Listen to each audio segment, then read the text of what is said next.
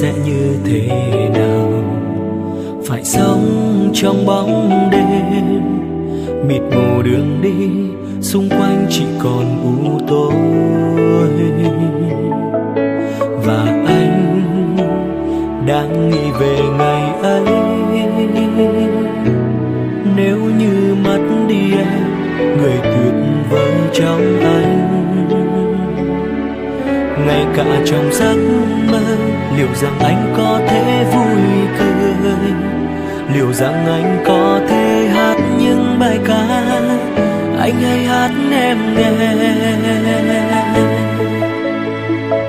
Xung quanh là tiếng em cười, nghe như hơi ấm của cuộc đời. Làm sao anh vui nếu như xa rời người anh yêu ơi.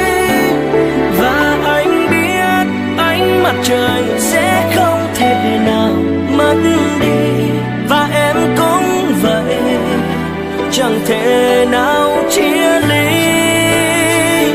Vì nếu còn anh, vòng tay anh sẽ luôn giữ chặt, không để em rời xa. Hãy nói yêu anh bằng cả trái tim, bằng thời gian ta gần nhau, bằng tình yêu chân thành từ lâu.